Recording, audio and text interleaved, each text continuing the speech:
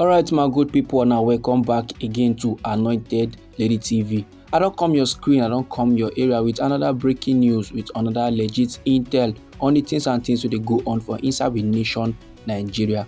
The Koko now be say the president of the Court of Appeal, where they go by the name Justice Monica Dongban Mensem, he don last move to address the ongoing political crisis where they shele for inside Rivers State. She now don appoint a special 3-man panel wey go handle all the appeals wey dey related to the dispute wey dey related to the quarter wey dey happen for inside the state, and this dey include a key case wey dey involve the current governor of Rivers State wey be Governor Siminalayi Fubara and the Rivers State House of Assembly. And based on information wey we gather my good people, we dey find out say na Justice Onyekachi Otisi na go dey lead this special 3-man panel, and they don already arrange say the first hearing go happen on Thursday wey be the 14th day of November for inside this year 2024. And this 3-man panel dey include Justice Misitura Bolaji Yusuf plus Justice James Abundaga with Justice Onyekachi Otisi wey go dey lead the panel. On Monday wey be the 11th day of November for inside this year 2024, the Court of Appeal bin adjourn 3 related cases to the newly formed panel. Justice Hama Baka wey be say before na him be dey preside over the appeals. Him come dey yarn say some of the defendants now they never serve them yet o.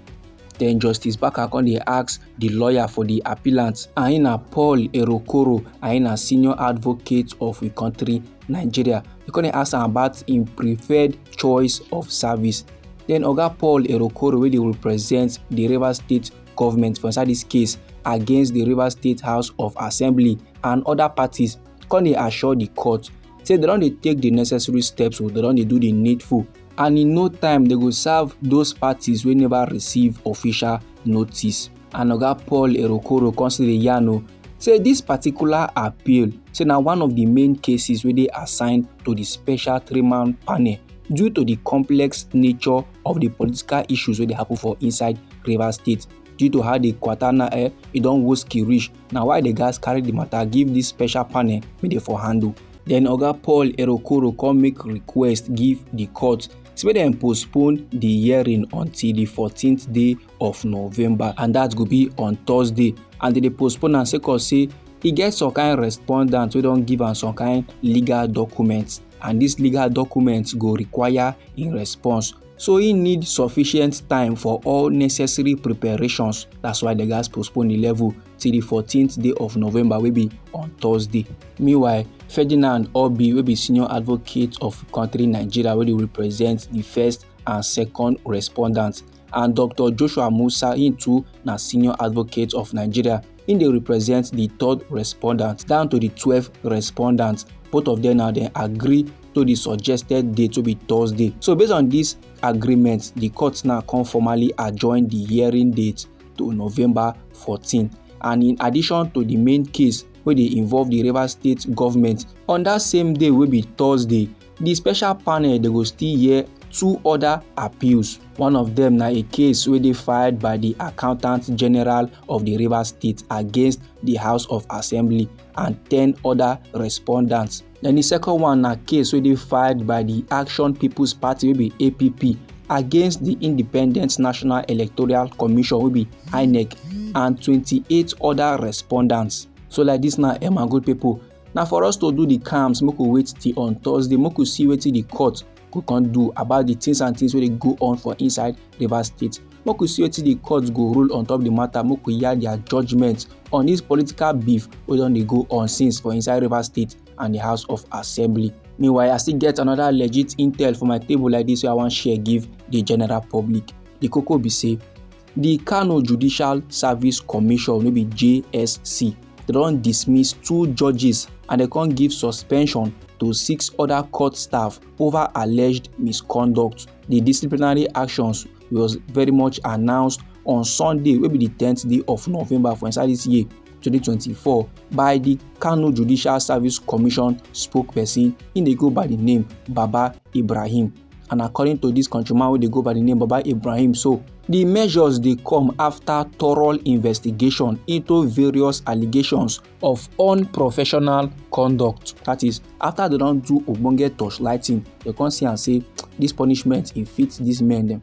Magistrate Nazir Ado was found guilty of conducting court session without recording the proceedings, and the commission dey yarn say dis particular level na a serious breach of duty.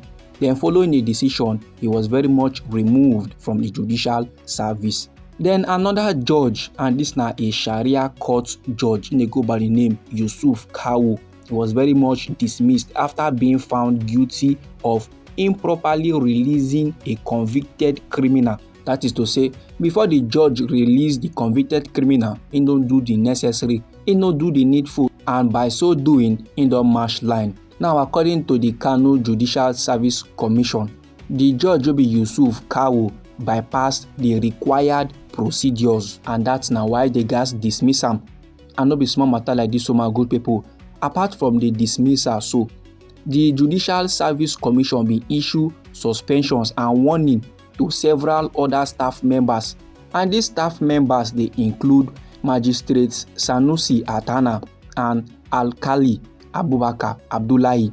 All of them now was given official warnings for going beyond their legal authority, such as overreach.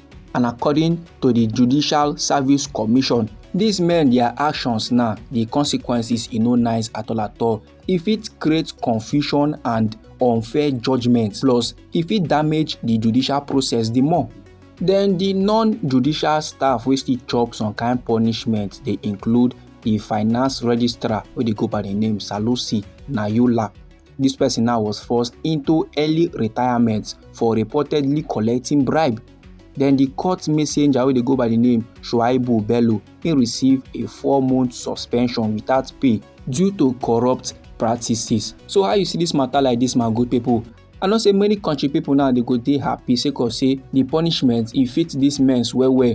The judicial system of the nation Nigeria, e don dey turn to laughing stock small. Any matter wey dey carry go court, e no dey make sense, because say countrymen wey get power, wey get connection, wey get influence don bribe their way. So with all this punishment and all of that, it go make some kind staff then sit up. It go make some kind lawyers and some kind judges they know say last they are not above the law.